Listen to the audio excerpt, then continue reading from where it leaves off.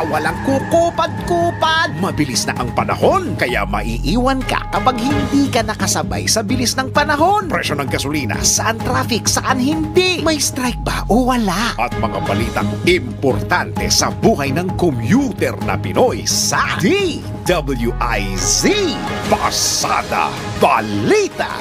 Live sa DWIZ AM Metro and Mega Manila. DWIZ News FM Regional Stations. Aliw Channel 23 at nakalive din sa lahat ng DWIZ digital accounts. Kasama ang magbibigay ng kakaibang drive sa umaga. John Ibanez. DWIZ Pasada Balita. Tuloy sa pagbabalita ng tama, paglilingkod ng tama.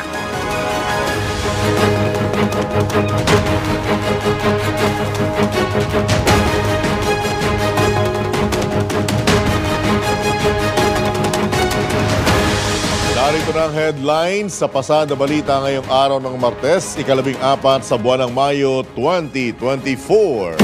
Pasada Balita. Posibleng ilegal na aktibidad ng mga diplomat sa bansa iimbestigahan ng DFA. Pasada Balita. La Nina, pinaghahandaan na ng Kamara.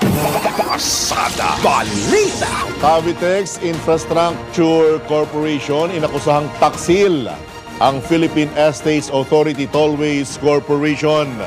Pasada Balita. Sa balitang pangkalakalan, banking asset ng bansa tumaas sa 25.6 trillion pesos. Pasada Balita. Balita sa ibayong dagat, 4 katao patay, 61 iba pa sugatan sa pagbagsak ng billboard sa India. Pasada Balita. Sa balitang pampalakasan, Nuggets na itabla na ang serye kontra sa Wolves sa NBA Playoffs. Bawal ang babagal-bagal. Bawal ang kukupad-kupad.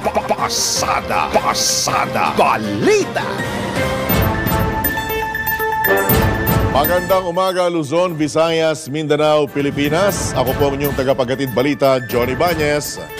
Pasada Balita.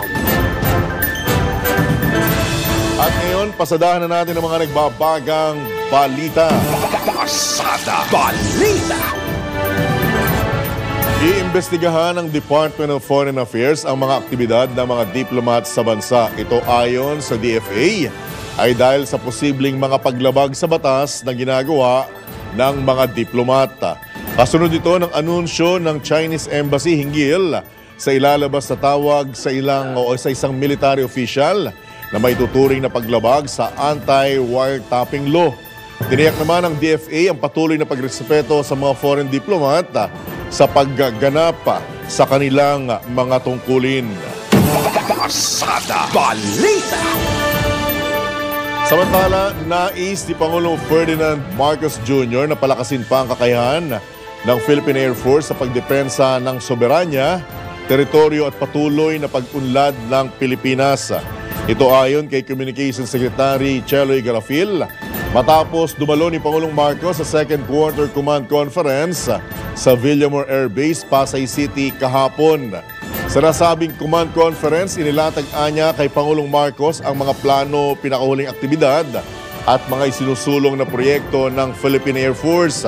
Samantala, hindi naman nagbigay ng iba pang detalye sa Secretary Garafil, ngunit binigyan din ito na nagbigay ng direktiba ang Pangulo kaugnay sa pagdepensa sa teritoryo ng bansa. Nagpasalamat naman ang Philippine Air Force sa patnubay at pagdalo ni Pangulong Marcos sa nasabing command conference. Pasada Balita.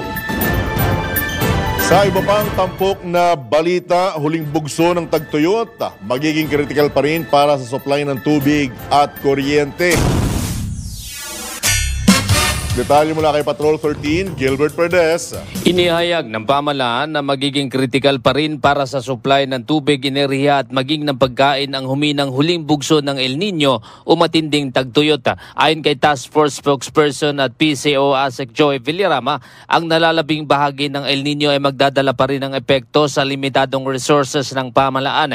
Ito'y bago bumalik ang klima sa neutral conditions na susundan naman ng La Nina phenomenon. Kaugnay nito hinimok naman ni Villarama ang lahat na maging wais pa rin sa paggamit ng tubig, kuryente at sa pagkonsumo ng pagkain hanggang sa tuluyan ng magwakas ang El Nino phenomenon. Ang matinding tagtuyot ay inaasang matatapos na sa huling bahagi ng Mayo o sa buwan ng Hunyo ngayong taon. Patrol 13, Gilbert Perdes para sa himpilang may todong lakas. DWIZ nagbabalita ng tama, naglilingkod ng tama. Pasada Balita. Samantala, Kamara naghahanda na para sa paparating na epekto ng La Nina. Detalye mula kay Patrol 11, Tina Nolasco. Nakatakdang makipagpulong ngayong araw si House Speaker Martin Romualdez sa mga opisyal ng iba't ibang ahensya ng gobyerno. Ito'y upang paghandaan ang pagbaha sa nalalapit na La Nina o panahon ng tag-ulan sa bansa. Ayon kay Romualdez, nagbabala na ang pag-asa kaya't mahalagang magkaisa at mabilis na umaksyon para maprotektahan ang mga komunidad. Kabilang sa mga ahensyang inaasahang dadalo sa nasabing pagpupulong ngayong araw ay ang Department of Public Works and Highways, Department of Environment and Natural Resources, Department of Interior and Local Government at Metropolitan Manila Development Authority. Git ng House Speaker, seryosong pinaghahandaan ng gobyerno ang paparating na La Nina bago pa ito makaapekto sa bansa. Inatasan na rin anya ng Pangulo ang mga mambabatas na makipag-usap sa mga ahensya ng pamahalaan at local government units upang pag-anin ang epektong dulot ng pagbaha. Ito si Patrol 11, Tina Nolasco para sa impilang may todong lakas DWIZ, nagbabalita ng tama, naglilingkod ng tama. Pasada Balita. Samantala, mga kaukulang ahensya ng pamahalaan, pinaghahanda na ng Defense Chief kasunod ng posibleng pagpasok ng La Nina. Detalye mula kay Patrol 17, Jopel Pelenio. Pinakilos na ni Defense Secretary Gilbert Teodoro Jr. ang lahat ng departamento at ahensya na may kaugnayan sa Task Force El Nino o TFEN. Lain nito na masimula na ang paghahanda sa pagpasok ng La Nina phenomenon. Sinabi ni Secretary Teodoro na siya ring chairperson ng Presidential Task Force on El Nino Response na base sa datos ng Pag-asa, mararanasan na ng bansa ang La Nina sa mga buwan ng Hunyo, Hulyo at Agosto. Ayon sa Defense Chief na humihina na ang El Nino phenomenon, subalit nananatili pa rin ang mainit na panahon. Samantala, inihayag naman ni Task Force El Nino Spokesperson Communications Assistant Secretary Joey Villarama na sa kabila ng paghina ng El Nino, patuloy pa rin aniyang magiging kritikal ang mga huling linggo ng Mayo, lalo na pagdating sa usapin ng water, energy at food conservation. Ito si Patrol 17, Chopel Pelenyo para sa impilang may todong lakas, DWIZ, nagbabalita ng tama, naglilingkod ng tama. Kapag may bagong balita, naka-on air, agad-agad, DWIZ Patrol Report. Samantala, puspusan na ang paghahanda ng lokal na pamahalaan ng Maynila para sa pagsisimula ng La Nina. Kabilang sa mga hakbang ng Manila Local Government, ang patuloy na paglilinis sa mga estero at kanal sa pangunguna ng Department of Public Service upang matiyak na maiiwasan ang pagbabara at pagbaha. Nagsimula namang putulin ng Manila Disaster Risk Reduction and Management Office ang mga sagabal na sanga ng mga puno na posibleng bumagsak sa panahon ng bagyo o tag-ulan. Naglagay na rin ng dagdag na automated weather system upang mas maging updated ang pagbabantay sa lagay ng panahon. Makikipag-ugnayan naman ang Manila LGU sa mga kumpanyang responsable sa mga nakalaylay at putol na kable ng kuryente, maging ang mga bulok na poste upang maayos at mapalitan ang mga ito. Pasada Balita. Weak El Nino stage na ang nararanasan ng bansa. Ito ayon sa Pag-asa at binigyang diin na posible na ring matapos ang El Nino sa Hunyo. Kaugnay nito, inaasahan na rin na unti-unti nang babalik sa normal ang temperatura ng bansa. Gayunman, piniliwanag ng PAGASA na maaaring magtagal ang mga epekto ng nasabing weather phenomenon ngayong taon dahil sa lag effect. Pasada Balita. Nananatili namang maliit ang tsansa na may mabuo o pumasok na bagyo sa bansa ngayong linggo. Ayon kay PAGASA Weather Specialist Obet Badrina, sa ngayon, wala pa silang namamataang bagyo o low pressure area sa loob o labas ng Philippine Area of Responsibility. Gayunman, posible naman anyang ulanin ang ilang bahagi ng bansa. Una nang sinabi ng PAGASA na posibleng 1 o 2 bagyong pumasok o mabuo sa loob ng PAR ngayong buwan. Pasada Balita. Samantala, lumobo pa sa 6.35 billion pesos ang halaga ng pinsala sa sektor ng agrikultura, bunsod pa rin ng epekto ng El Nino. Batay ito sa pinakahuling report ng DA Disaster Risk Reduction and Management Operations Center, nasa 1,000 magsasaka at mangingisda ang labis na naapektuhan ng El Nino.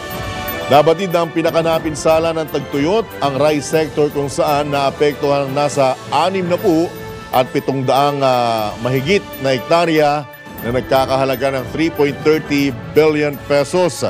Samantala, una na nagpaabot ng tulong ang pamahalaan na aabot sa mahigit 2 billion pesos para sa mga magsasaka at mangingisdang naapektuhan ng El Nino. Pasada Balita. Samantala, walang oversupply ng mangga sa Pilipinas. Ito naman ang tiniyak at nilinaw ng Department of Agriculture matapos mag-viral online ang isang video kung saan ipinapakitang itinapon ang nabanggit na prutas sa San Mateo, Isabela. Ayon kay Agriculture Assistant Secretary Arnel de Mesa, nasa rurok na ngayon ang anihan ng mangga. Dagdag pa ni Asek de Mesa, halos sira, bulok o maliliit na ang mga naturang prutas sa naturang video.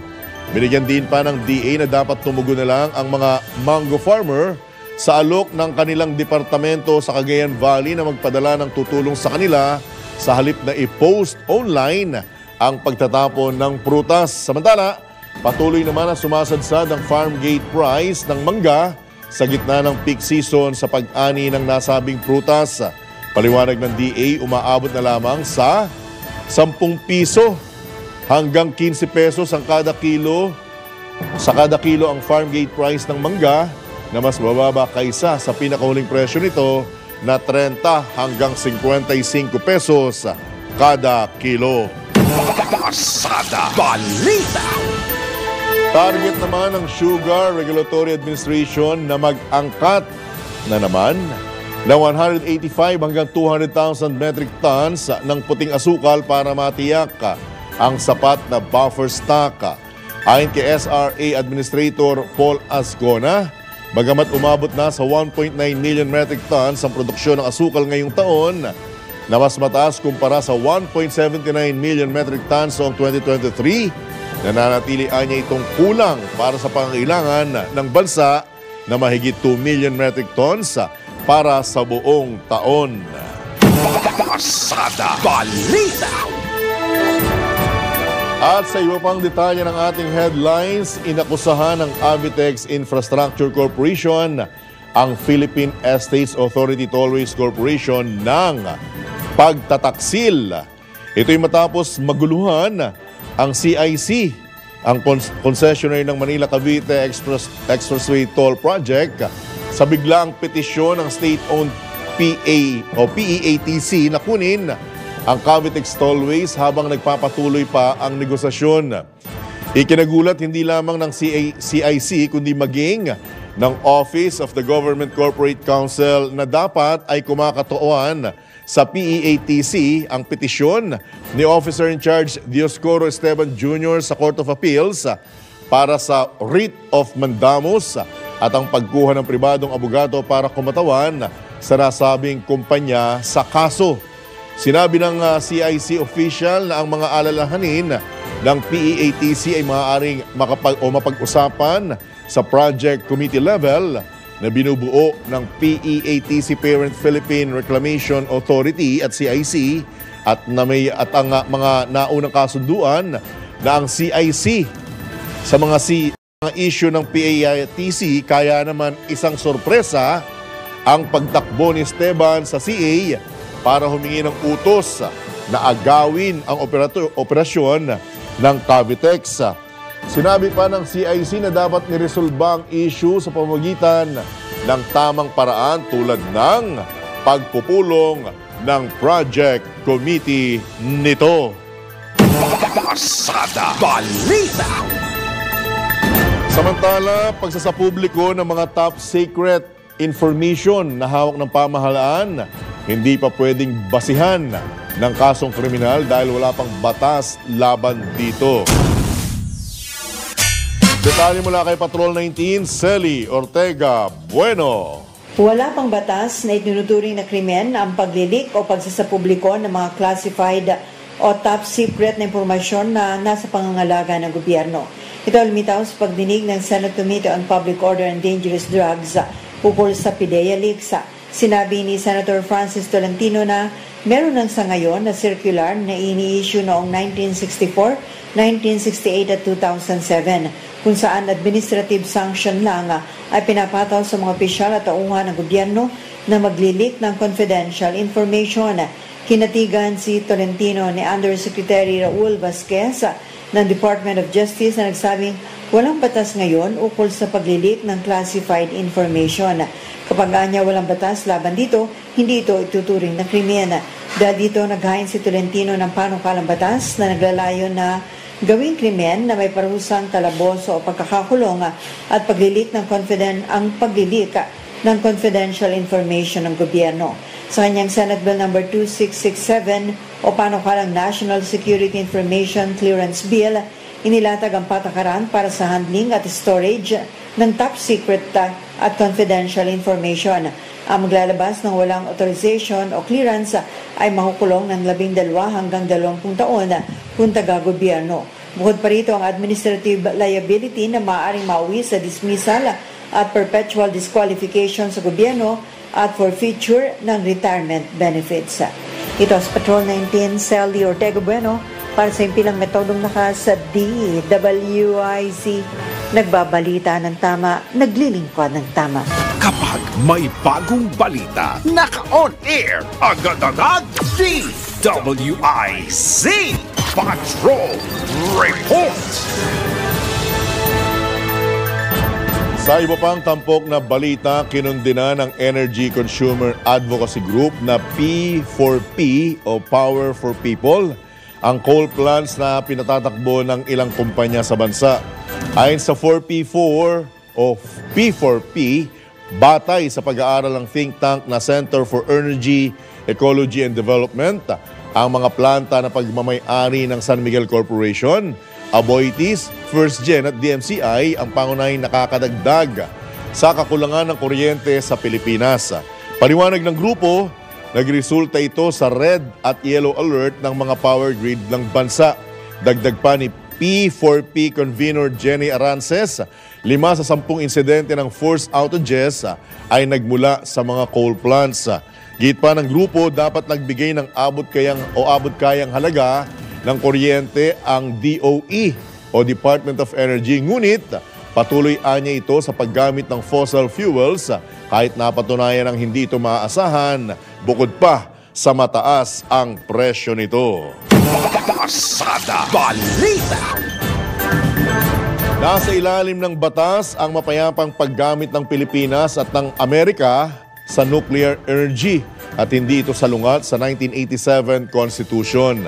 Ito naman ang nakasaad sa legal opinion ng Department of Justice na inilabas sa pamamagitan ng Department of Foreign Affairs.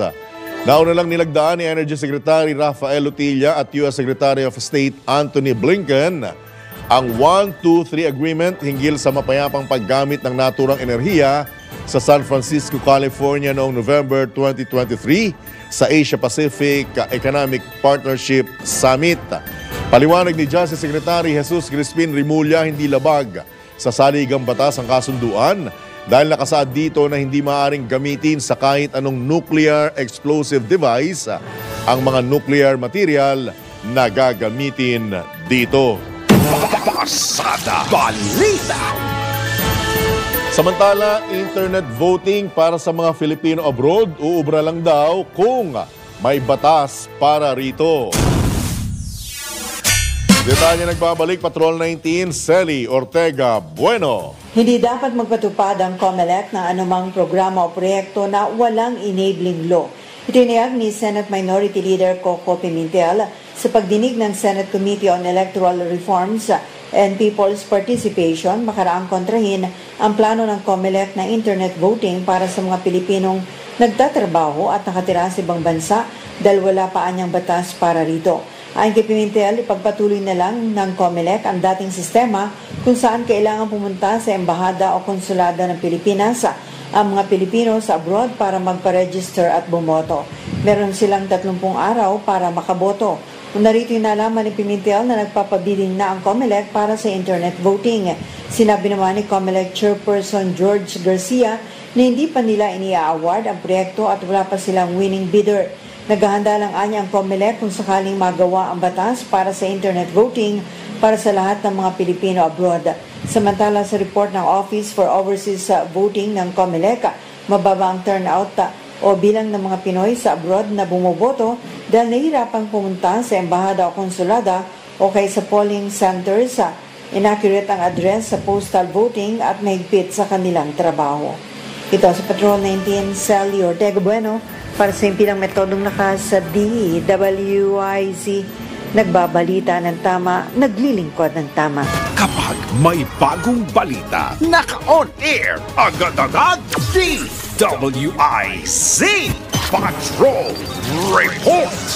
Samantala, sumali na rin sa lakas CMD ang 2 alkalde ng bayan, 3 vice-alkalde at iba pang lokal na opisyal.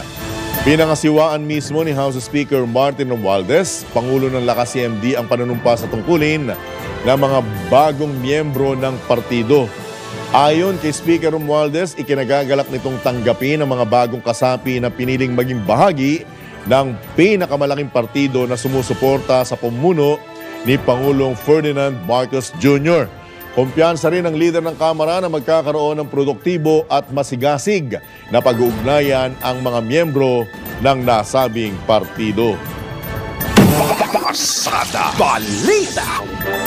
Binigyang diin naman ng COMELEC o Commission on Elections sa maaaring maghain ng petition for co-warranto sa kontrobersyal na si Banban Mayor Alice Guo.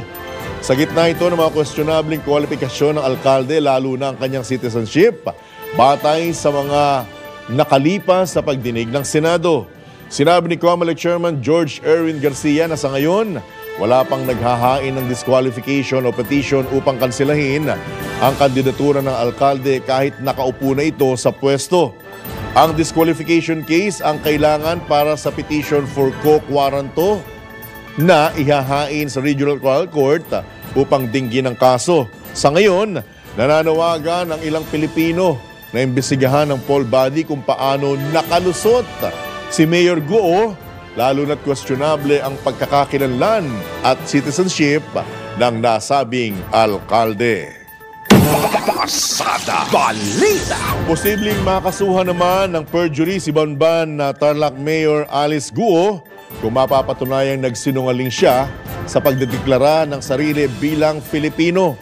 Ito naman ang ibinunyag ni COMELEC Chairman George Erwin Garcia hinggil sa posibilidad na nagpakita ang alkalde ng mga pekeng dokumento na nagpapahintulot sa kanya na tumakbo bilang mayor ng Banban o Bamban noong 2022 elections. Ayon kay Chairman Garcia, hinihiling lamang ng poll body na magsumite ng Certificate of Candidacy ang mga kakandidato kung saan idineklara nila na sila'y mga Pilipino. Dagdag pa ng COMELEC Chairman, pinapalagay nila na totoo ang deklarasyon ng mga kumakandidato hanggat na sa maisampa ang isang botante ang disqualification case laban sa mga ito. Pasada Balita.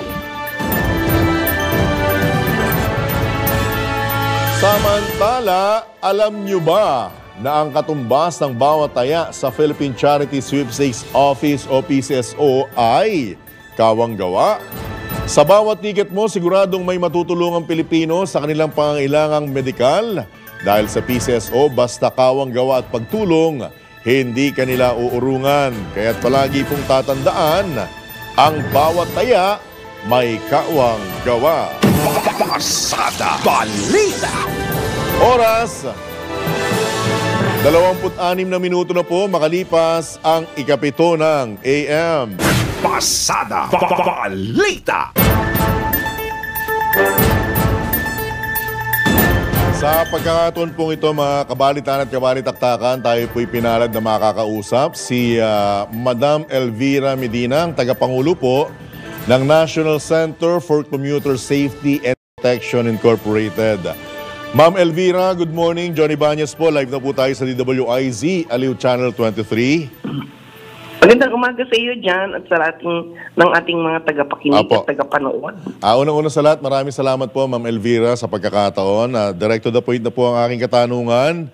Ano po ang reaksyon ninyo sa panawagan ng isang dating party list sa Representative kay Pangulong Marcos na pahintulutan po yung mga ordinaryong motorista na magamit itong tinatawag na EDSA busway tuwing off-peak hours po?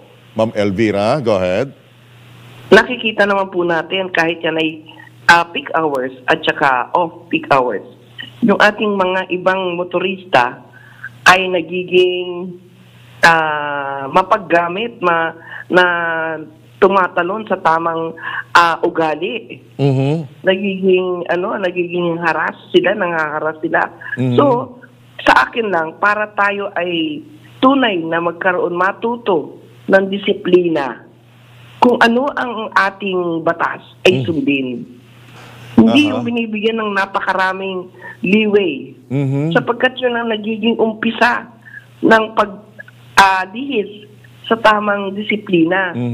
Marami na tayong nakitang mga batas na binigyan ng konting leeway ay inaabuso naman.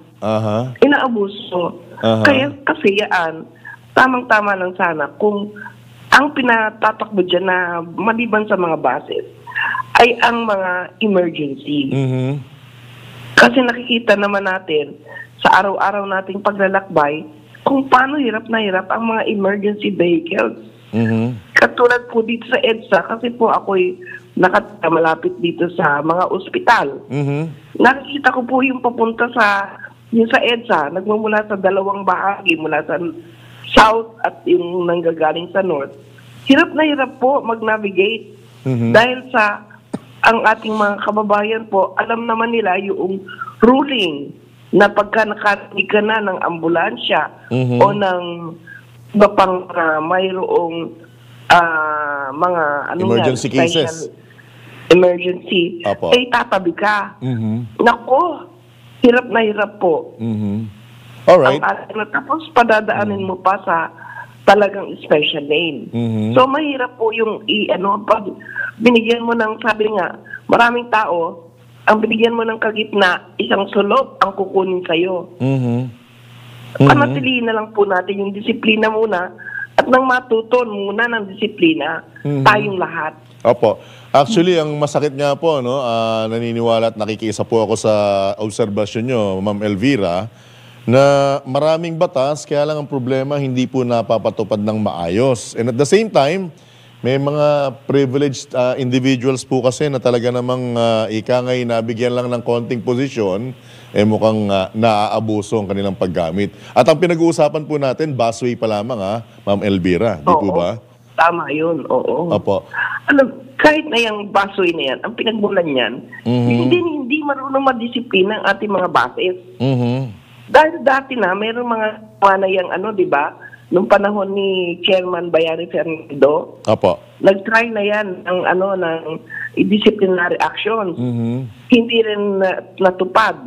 Ngayon na medyo nakikita natin na matakbo na yan, gusto namang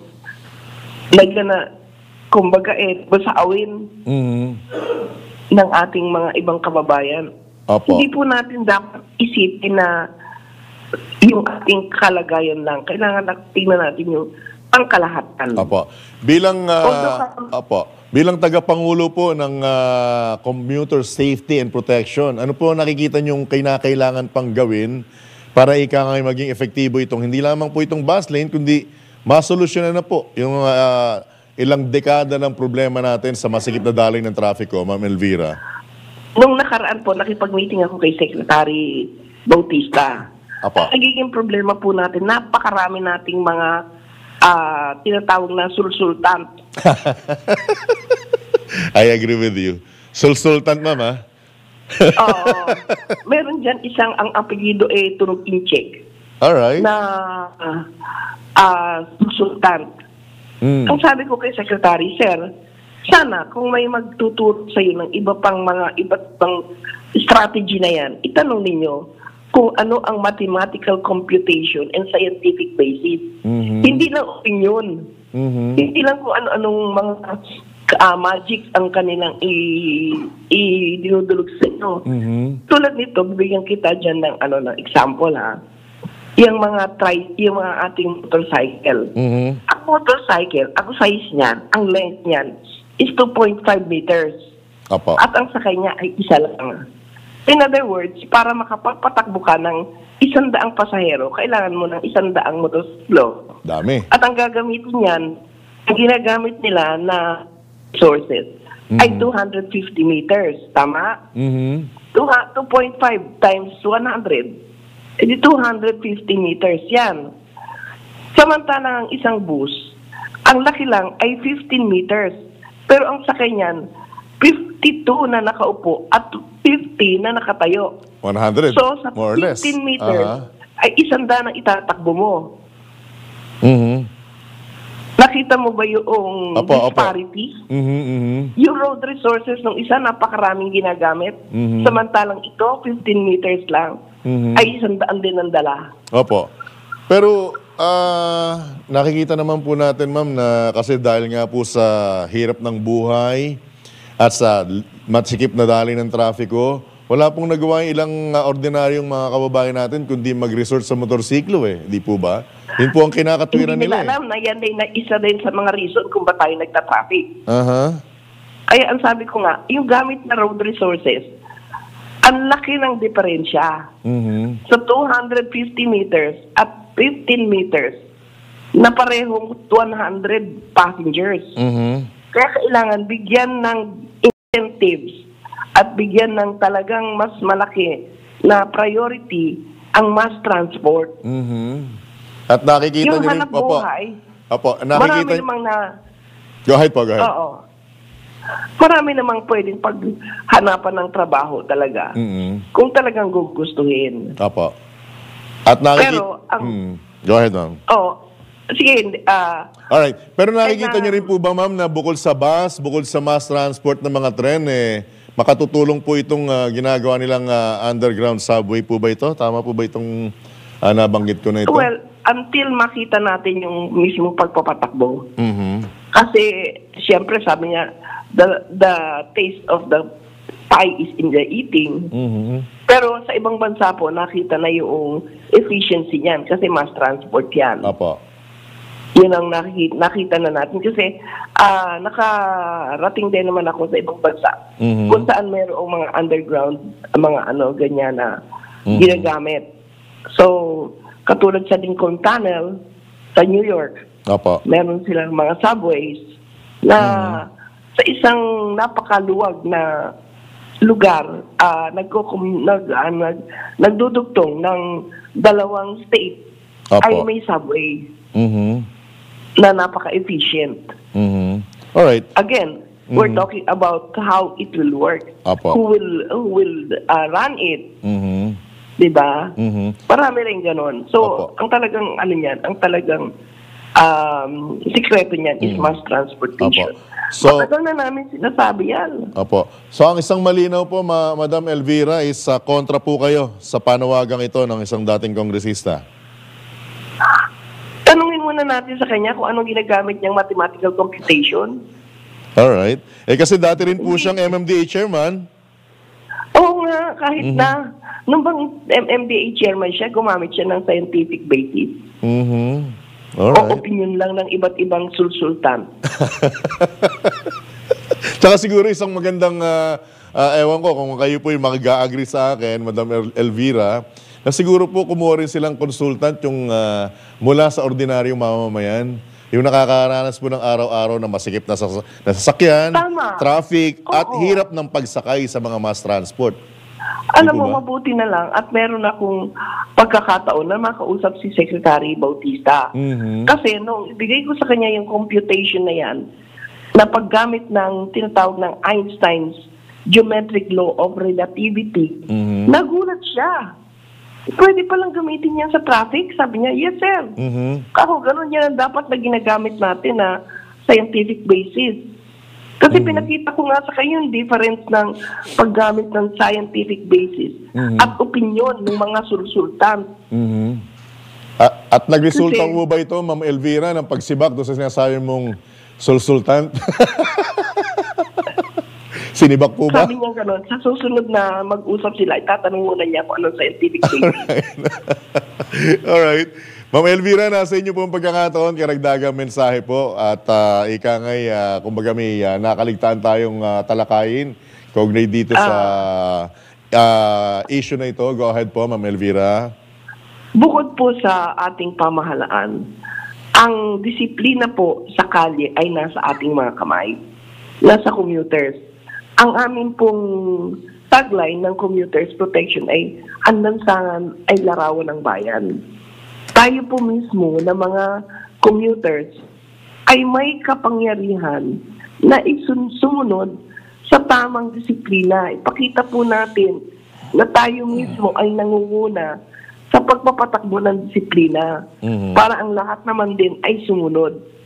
Iilan ho ang mga drivers diyan sa kalye compare sa dami ng commuters. Nung mga nakaraang panahon ho ay naipakita na natin na kaya nating gawa ng paraan upang tayo ay biyahe ng maayos. Nung sinasabi lang magta-transport strike, marami sa commuters ang naglabas ng mga camera at hinahanap ang mga hindi tatakbo. Kaya hindi naramdaman yung sinasabing strike. Napakita na po natin ang ating kakayanan. Opo. Kaya ulit-ulitin po natin sa araw-araw nating paglalakbay na gamitin niya ang alam nating nasa kapangyarihan na nasa ating kamay. Alright. Salamat po. With that, Madam Elvira, as always, hindi po ito ang huling pagkakataon na tayo po ay maghuhuntahan on air. Maraming salamat po. Magandang umaga at ingat po kayo. Salamat po. Alright. Yan po mga kabalitaktakan, si Binibining Elvira Medina, tagapangulo po ng National Center for Commuter Safety Protection Incorporated. Pasada Balita. Sa iba pang tampok na balita, itinanggi ng Bureau of Immigration ang sinasabing discrimination sa mga estudyanteng Chinese. Kasunod ito ng panawagan ng BI hinggil sa high-level meeting sa Interagency Committee on Foreign Students upang pag-usapan ang pagdami ng mga mag-aaral na Chinese sa bansa. Ayon kay Immigration Spokesperson Dana Sandoval, hindi nila tinatarget ang mga Chinese student sa Pilipinas. Gayunman, inamin ni Binibining Sandoval na kanilang ikinukonsidera sa nasabing usapin ang issue ng Exclusive Economic Zone ng Pilipinas. Pasada Balita.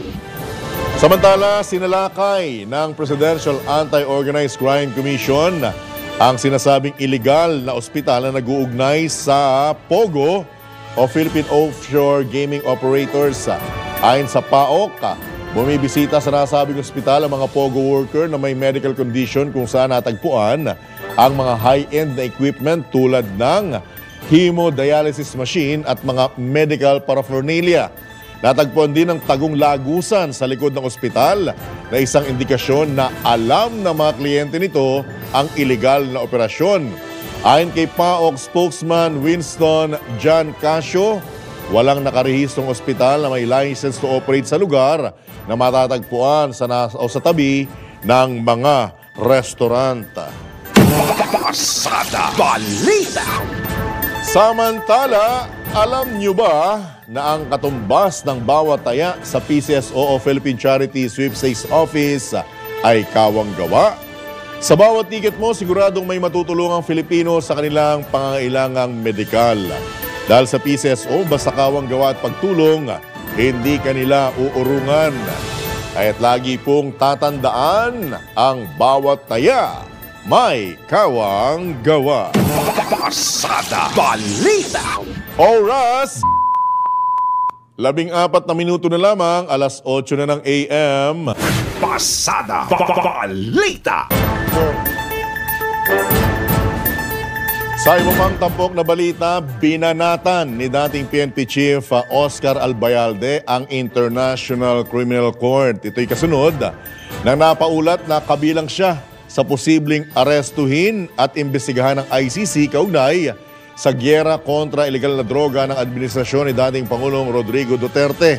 Sa panayam ng DWIC, giniit ng dating Chief PNP na magiging sampal sa soberanya ng bansa, taong bayan at hustisya kung papayagang manghimasok ang mga dayuhang institusyon dito sa Pilipinas. Maging malaking sampal po sa sovereignty natin yan, sa taong bayan at sa, of course, sa ating hustisya yan kung papayagan natin maghimasok yung foreign entity dito sa atin. Kinwestiyon din ni Albayalde, ni Citizen Oka, kung bakit hindi napapansin ng ICC ang pambobomba sa ibang mga bansa. In fact, kung nagpapansin po natin sa ibang bansa, sa isang linggo, 2 linggo, kung ilan ang napapatay at binobomba, even the hospitals. Bakit po yun hindi napapansin? Although siguro hindi sila member ng ICC. Iginit din ng dating Chief PNP na walang irregularidad sa mga operasyon ng mga pulis noong panahon ng gyera kontra ilegal na droga ng nakalipas na administrasyon. Kung di ako nagkamali, mga 2022 or 2021 pa, meron nang kinandak po ng probe yung ating DOJ. At kung di ako magkamali, nakita po nila na wala pong irregularity doon sa mga police operations. At you know, John, yung pong panahon namin, kung makita mo, no, hindi naman natin din tinolerate yung mga nakita nating pang-aabuso. Ang dami po nating na-filean na pulis noon ng murder cases. Yan po ang tinig ni dating PNP Chief General Oscar Albayalde sa panayam ng DWIZ. Pasada Balita. Samantala, oras na para sa Sports Update. Updates at inside stories sa iba't ibang sports. Ito ang Real Sports ni Anthony Suntay. Magandang umaga. Umiskor ang Denver Nuggets na 8 puntos sa huling 20 segundo ng first half at di na nakabangon ng Minnesota Timberwolves sa game number 4. Panalo ang Nuggets 115-107 para may tabla ang Western Conference Semifinal Series. Ang sabi ni Coach Mike Malone, "What I found is Rudy T is right. Never underestimate the heart of a champion. They were quick to write us off, but these guys, we won a championship a year ago. This team has been tested time and time again, and we found a way to solve whatever's been thrown at us. This series is a long way from being over. We're not celebrating. It's 2-2. But what I found out is that they do believe in themselves, and more importantly, they believe in the man next to them." Nikola Jokic, ang 3-time MVP, kumana ng 35 points, 7 rebounds, 7 assists at 3 steals, at tinulungan siya ni Jamal Murray ng 19 points, 8 assists at 5 rebounds. Ang Game 5 ay gaganapin sa Denver sa Miyerkules. Para sa Real Sports, ito po, si Anthony Suntay. Real Sports ni Anthony Suntay sa DWIZ 882. Pasada Balita. Balitang pangkalakalan. Tumaas ang bilang ng mga asset na pag-aari ng mga bangko sa Pilipinas. Ito'y sa gitna ng patuloy ng lumalaking deposits, loans at investment ng mga ito. Batay sa datos ng Bangko Sentral ng Pilipinas, umabot sa 25.649 trillion pesos ang total asset ng domestic banking sector sa pagtatapos ng Marso. Mas mataas ito ng 10.8% kumpara sa naitalang 23.147 trillion pesos sa kaparehong panahon noong nakalipas na taon.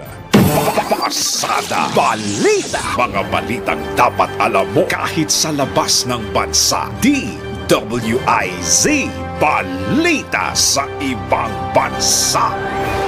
Patay ang 4 katao habang 61 iba pang nasugatan at 40 ang natrap matapos mahulog ang isang billboard dahil sa bagyo sa India. Nahulog ang billboard sa ilang kabahayan at gas station dahil sa napakalakas na hangin.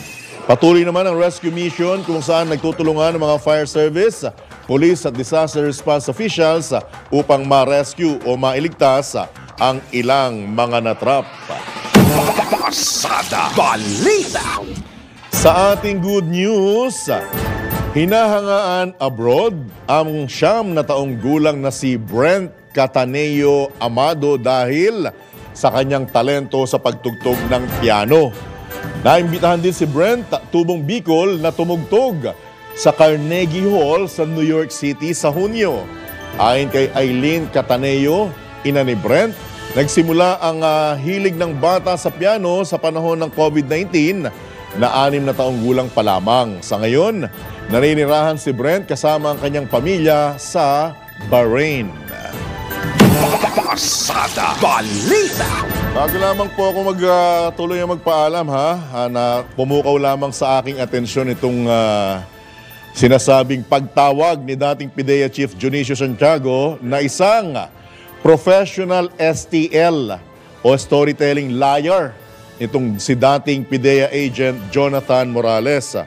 Ito pong si dating General Santiago, ang surprise witness ni Senator Jinggoy Estrada sa panibagong pagdinig ng Committee on Public Order and Dangerous Drugs hinggil sa nag-leak na confidential document ng PIDEA. At kung inyo pong matatandaan, ay nagpuyos po sa galit at halos mawala sa kanyang sarili itong si Senator Jinggoy nang mismong banggitin nitong si Morales ang kanyang kinakaharap na kaso. Ang tugon ng senador, "Huwag mong pakialaman ang kaso ko.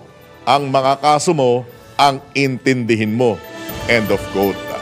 Happy birthday kay Ginoong Mardi Pantaleon in heaven, galing po sa kanyang minamahal na kabiyak, si Inay Hias. Gayon din kay Catherine Gonzales, ina po ni Katrina Gonzales, isa po sa ating mga tagapagsulat o writer. Ganon din si Miss Mia Escobilla, Station Manager ng DWIZ Southeastern Mindanao. At sumayin niyo po ang 90 edisyon ng inyong nag-iisang Pasada Balita. Dito lamang yan sa DWIZ. Nagbabalita ng tama, naglilingkod ng tama. Ako po ang inyong naging kabalitaan at kabalitaktakan, Johnny Bañez. Antabayanan na po ang susunod na palatuntunang Harambola. Oras sa hudyat, eto na, punto, eksakto, alas 8 ng AM. Bawal ang babagal-bagal, bawal ang kukupad-kupad. Mabilis na ang panahon, kaya maiiwan ka kapag hindi ka nakasabay sa bilis ng panahon. Presyo ng gasolina, saan traffic, saan hindi. May strike ba o wala? At mga balitang importante sa buhay ng commuter na Pinoy sa DWIZ Pasada Balita. Live sa DWIZ AM Metro and Mega Manila. DWIZ News FM Regional Stations, Aliw Channel 23 at nakalive din sa lahat ng DWIZ Digital Accounts. Kasama ang magbibigay ng kakaibang drive sa umaga, John Ibanez.